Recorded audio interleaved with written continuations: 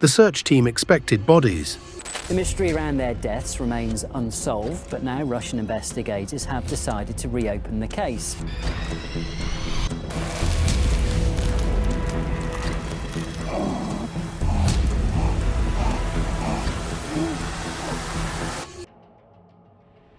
What they didn't expect were footprints, barefoot, socked, orderly, leading away from a slashed-open tent into the frozen dark. 9 young hikers vanished into the Siberian wilderness in January 1959. When rescuers finally reached their last known camp, what they found made no sense. Then made less sense the longer they investigated, because the people who fled that tent did so calmly, quietly, almost deliberately. And every step they took carried them closer to an impossible death. This is the story of the Dyatlov Pass Incident, one of the most disturbing cold cases in modern history.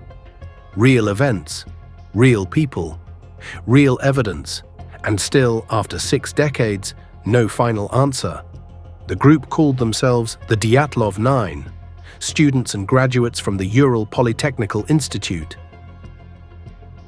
Experienced hikers, young, driven, idealistic, the kind of people who chased the brutal beauty of Russia's northern wilderness for sport. Their leader, Igor Dyatlov, was methodical, disciplined, a natural organizer. His companions trusted him. Many admired him. There was Zina Kolmogorova, warm, tough, fiercely loyal. Rustem Slobodin, calm under pressure. Lyudmila Dubinina, stubborn, smart, opinionated. Yuri Doroshenko, bold. Nikolai Thibault-Brignol, brilliant. Sasha Kolevatov, quiet but dependable. Yuri Krivonishenko, the group clown, always lifting the mood. And at the last minute, an older hiker joined them. Semyon Zolotaryov, a decorated World War II veteran whose presence would later become one of the case's many questions. These were not amateurs. They were among the best student hikers of their generation, seeking the coveted Level 3 certification. Their winter expedition through the Ural Mountains was supposed to prove their skill. Instead, it marked their end. They set out on January 23, 1959. The journey began with optimism. Their early diary entries read like a travel log full of inside jokes, mild frustrations, and the kind of quiet pride that comes from pushing yourself against nature. In one entry, Krivonishenko jokes about the stove refusing to cooperate. In another, Zina writes about snowdrifts so deep they swallowed their skis. Dyatlov meticulously records distances, weather, and progress, ever the engineer. These aren't the writings of doomed people. They are the writings of 9 friends who believed the worst thing they'd face was bad weather. The photographs recovered later show them building the tent together, smiling despite wind-burned cheeks, brushing snow off one another's coats. There is a shot of Zolotaryov striking a theatrical pose, another of Rustem balancing on skis. Nothing suggests fear, nothing suggests danger nearby. They were documenting their story, never knowing these would become evidence in an investigation that would outlive every one of them. The temperatures were unforgiving, the winds punishing, but their diaries and photographs, later recovered from the snow, show laughter, songs, campfire games, and teasing banter. They were young, they were alive, they believed nothing could break them. On February 1st, they made a critical decision.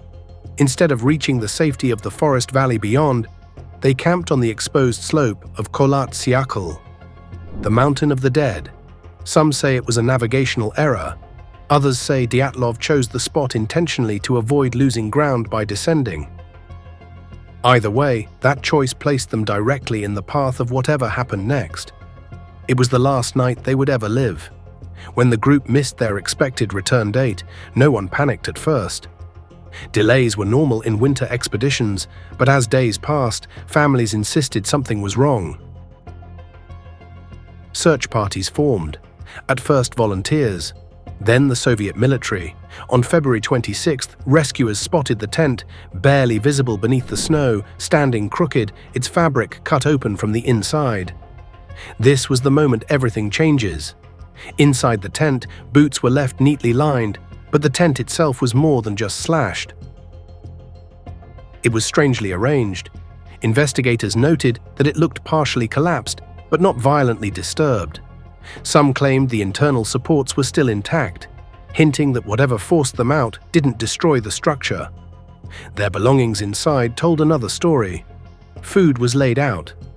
A camera was still mounted on a makeshift tripod. A flashlight rested on top of the tent, switched off, as if placed there deliberately to illuminate the camp. Nothing suggested chaos, nothing suggested a frantic escape. The cuts in the canvas were made from the inside, confirmed by forensic testing. They weren't clawing their way out, they sliced with precision, using knives. The question is, why? Why not use the door flap? Why open the tent in the coldest, darkest hour of the night? The decision feels intentional, not panicked. Jackets folded, gloves arranged, personal belongings undisturbed. There was no sign of a struggle, no panic, no frantic attempt to gather gear. The hikers simply sliced their way out and walked, calmly, into sub-zero temperatures, wearing only socks, underwear, or nothing at all. The footprints showed no signs of running.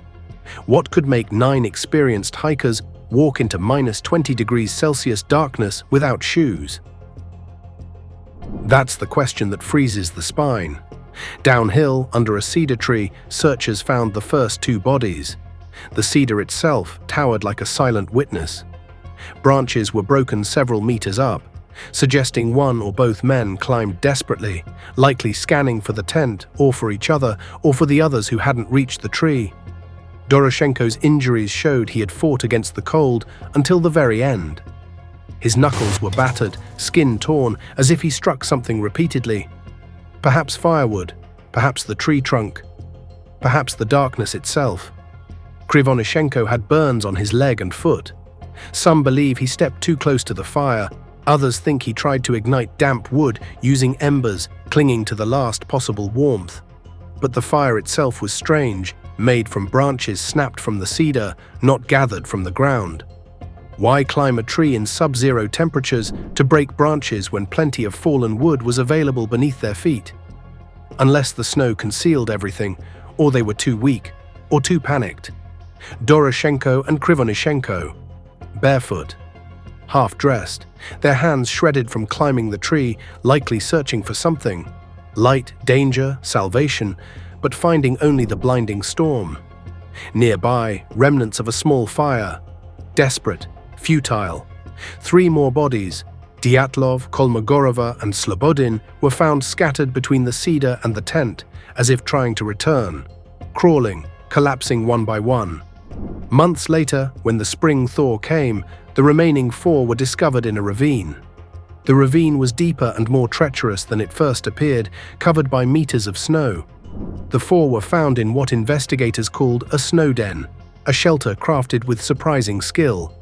The walls were lined with branches, the floor covered in layers of clothing stripped from the deceased at the cedar, following the tragic logic of hypothermia. The living take warmth where they can. This proves something important. The final 4 survived longer. Long enough to create shelter. Long enough to plan. Long enough to hope. But their injuries contradicted the idea that they died peacefully or passively. Dubinina's missing tongue wasn't ripped out.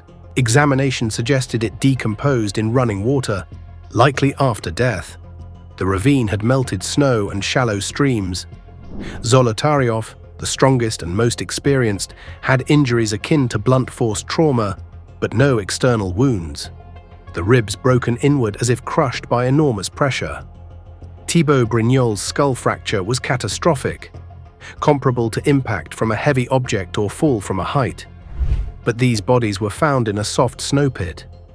No signs of struggle, no disturbed snow, no indication of a fall significant enough to cause such devastating injuries.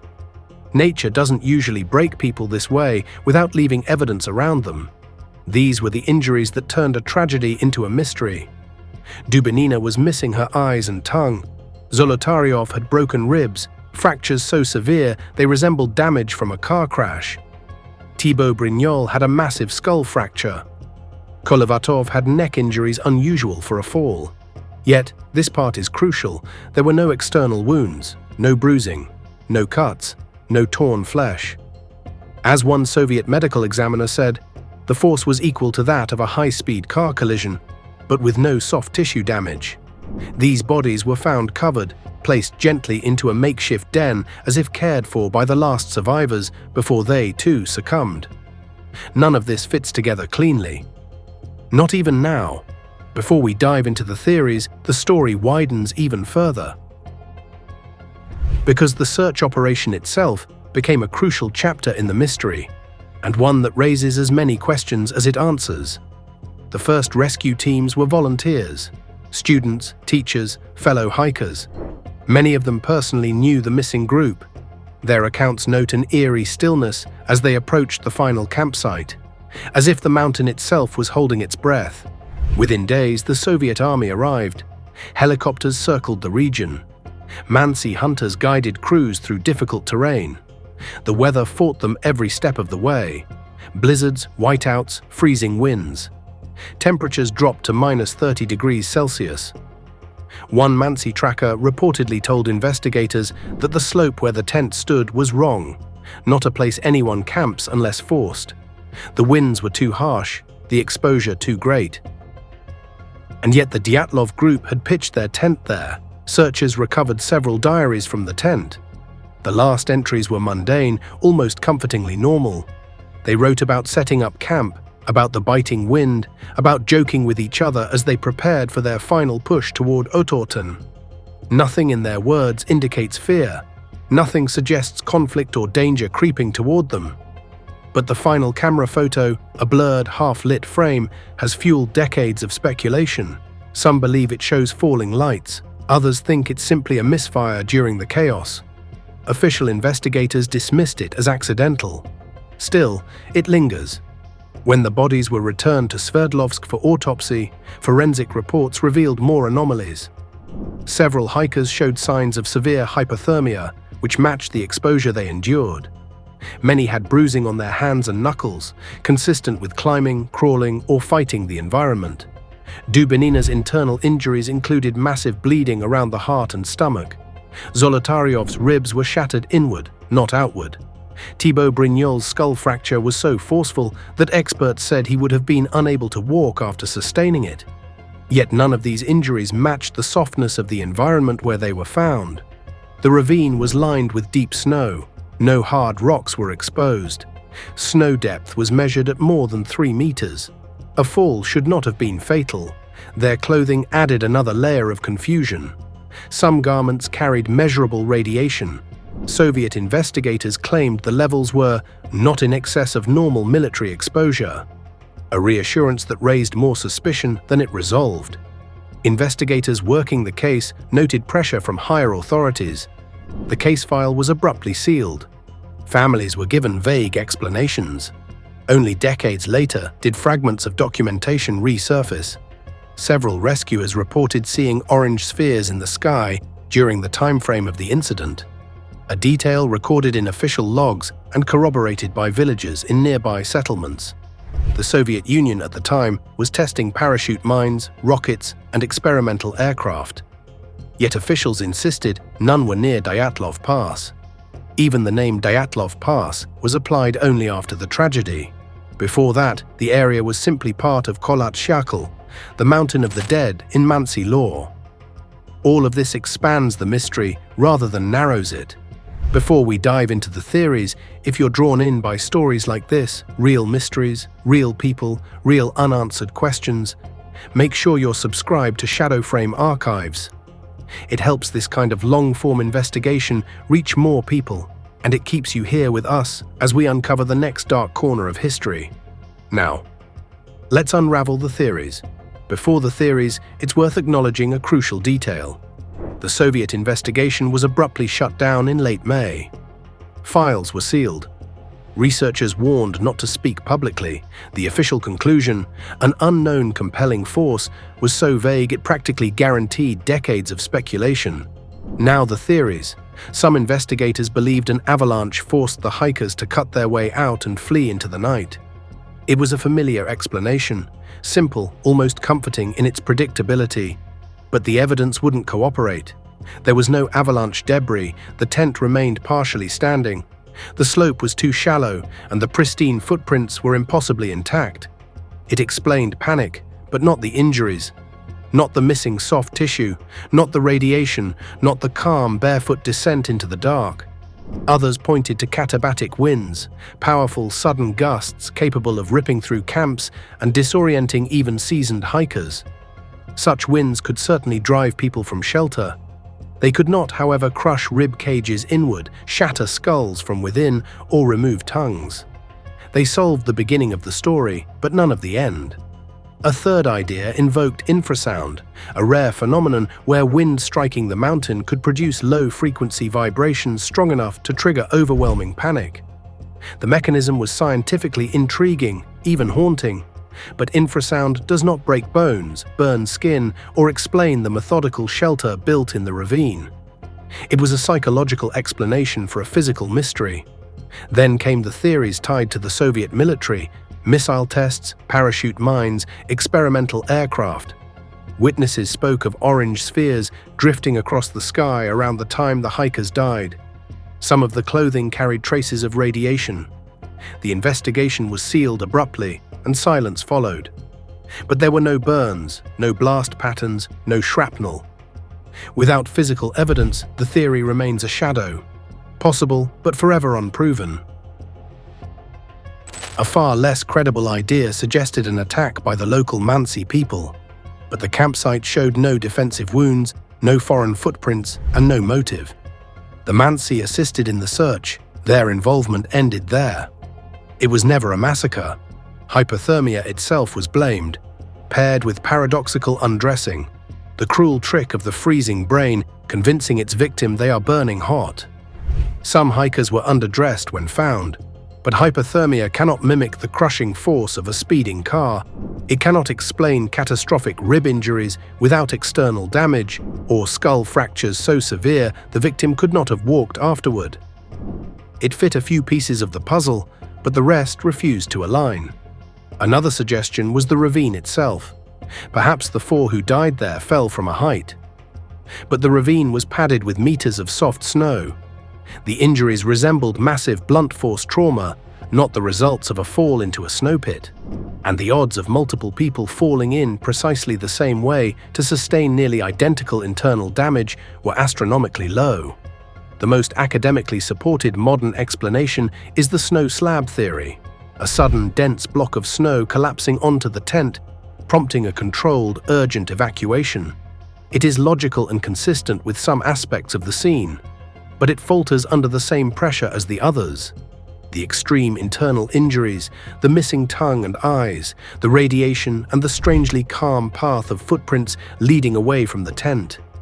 It is the closest science has come, but even it fails to wrap around every detail. Despite decades of study, debate, and speculation, no single theory fits every fact. The Dyatlov Pass incident remains suspended in uncertainty, cold, uncooperative, and unwilling to yield its full truth. Cold, uncooperative uncertainty. 9 young people died on a silent slope in the Ural Mountains. No confirmed avalanche, no attackers, no weapons, no survivors, and no single theory fully explains every detail. What we are left with are the echoes of their last night. A slashed tent, footprints walking into darkness, clawed hands on a cedar tree. A fire that wasn't enough, bodies collapsing on their way back to hope, and 4 more, broken, hidden, waiting for spring to reveal the rest of the story. All of it real, all of it documented, all of it still unexplained. Maybe the mountain kept it secret. Maybe the dead carried it with them. Or maybe the truth is still buried somewhere beyond that cedar tree, frozen beneath decades of silence. What do you believe happened on Dyatlov Pass? Because until a theory explains everything, we're all still walking in the snow. If you want more investigations told with this same depth, atmosphere, and respect for the truth, hit subscribe and turn on notifications. Shadow Frame Archives is just getting started, and the next mystery is already waiting.